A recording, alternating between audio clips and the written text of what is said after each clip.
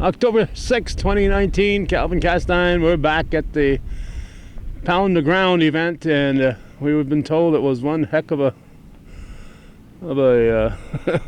takeoff when they sounded the whistle to start today's pounding the ground, looking for treasures here on the Stetson Road on the Lance Rover's farm.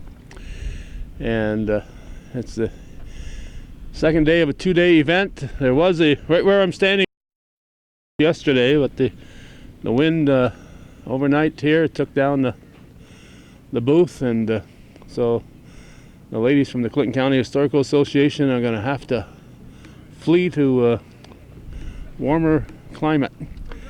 There are people who were coming down. There were people in the rec center park on the Minor Farm Road before we got here. They were all through the Rovers property between here and there, so everything that's been cleared, the property's been cleared.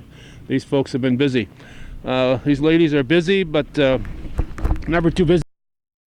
Nurska, any real good treasures yesterday? I see a lot of stuff here. Oh, but, yeah, we did. There were some nice old buttons and badges and very interesting things. We have a whole list of them, and I believe they're going to post them online, and CCHA will have a link to those, either through our Facebook page, probably more immediately.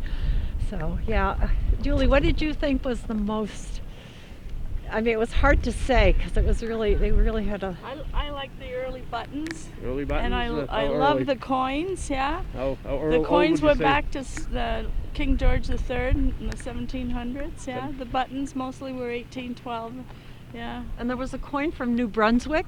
A coin from New Brunswick, yes. We had a lot of Canadian coins, yeah, for some reason or other. Well, I suppose they went back and forth across the border. Well, the Canadians settled here. Yes, exactly. But to bring their coins and lose them is something else. You know? We had a lot of silver dollars and mercury dimes. Wow. Yeah, very nice things.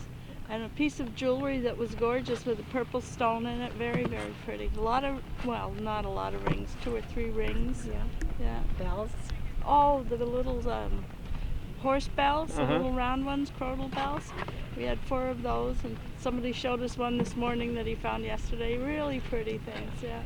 And we found the cross. Oh, yeah? That old cross with it was a pin, and so it was old, you could tell, but we don't keep them long enough to sort of investigate them. We just take a picture and then they go on so their way.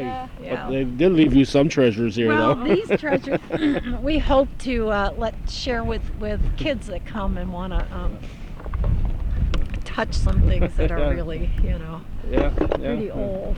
And what did you see? Pepsi or a Pepsi bottle, yeah. But look at. See, I might have. Did you took the big horseshoe? There was the big horseshoe. Somebody took our big horseshoe that we had left here last night. A huge horseshoe. And somebody took it. Somebody we had claimed it out there for people to see. Yeah. Uh-oh. Yeah. Well, maybe they have a big horse. So now someone took it back. Maybe they have a big horse. You never know. Well, I mean, it's a Clydesdale size. It was huge, the biggest I've ever seen. A Budweiser fan. Look for people drinking Budweiser. We'll narrow it down here. These are ox shoes. Okay. A pair of them, yeah. Okay. Yeah. But, it was just fun to see what was being dug up. They've got barrels of this stuff up front there. Do they? Yeah, so when people, dig it up, they don't throw it back in the ground again. They just take it up there. Okay. All right. So this is a fun. long day for you guys, though, huh? Yeah. A spoon there. It was a long day, but we enjoyed it.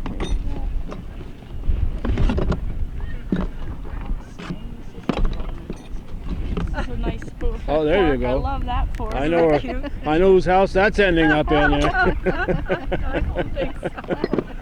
Next time you have dinner at Julie Dow's, look for that fork. Uh-oh. More tarps getting blown here.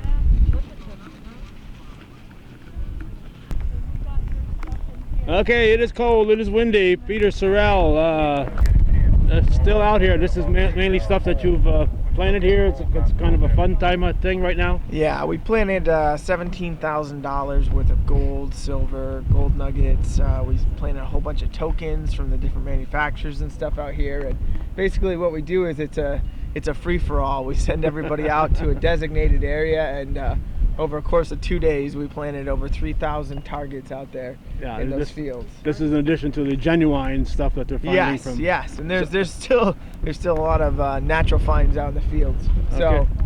So, what's some of the more unique stuff that was found here from years past? Yesterday, we had Revolutionary War buttons, British, and we had some War of 1812 stuff that came up. We had a shoulder plate, a blank shoulder plate, a bunch of buttons, musket balls. We had coins from the 1700s.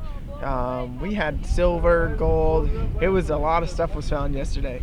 A lot of great stuff was found yesterday. There were a couple hot spots over by Suckertown, I think. Yeah. So over in Field 6 by Suckertown, there was along the river was a very, very hot spot. There was a lot of interesting things found there.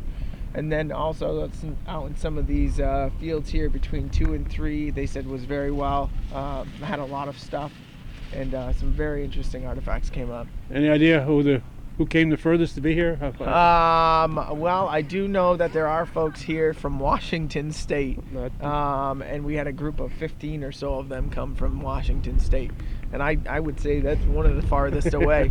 But I thought when we sold tickets, we had almost one person from every state. Yep. Great. We also have people from Canada. And I think there's one guy here from Germany. I don't know how he got here, but he is. And we got a couple of guys from England as well. So, they want their stuff back. Yeah, they want their stuff back. So. Okay, so any idea how many people you got here? Today we probably have somewhere between 700 and 800 is my guess, based on the crowd. Yesterday we were probably over 1,000 for sure. Now, I got out on that stage and I couldn't see to the end of them. That's how many people we had. You thought you were a rock star, huh? I was not. I don't think I'm a rock star. I'm just doing a job here. So to help, I wanted to facilitate this for all the metal detectors out there. There's a lot of little hunts and stuff, but nobody ever puts on something of this scale, and we really wanted to. I'd have to call this a success. At this point in time, I would say it's a success. We had a little bit of a hiccup and stuff. We still have to clean up, which is going to be fun.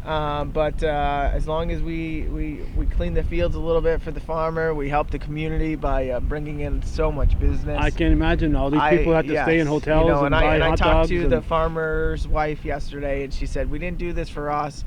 We did this for the community." And that's what I wanted to do it for too. As much as I did it for the metal detecting, it was for the community as well. I knew it would help us out a lot. Yeah, 1,000 people.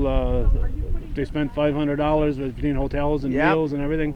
That's a lot of money. $500,000 That's $500,000. Yep, for one event. So, and you get what, 10% of that? Is it? We donated money to MS Lifelines. One of our founding members is MS. He's got MS, progressive MS, and so he donated some money to that. And we donate. We're going to donate money to a charity of the Farmer's Choice as well.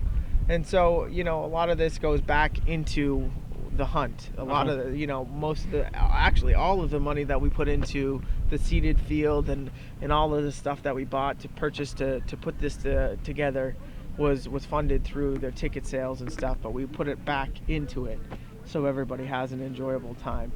And this is more for the seeded hunt, is more for the people who don't.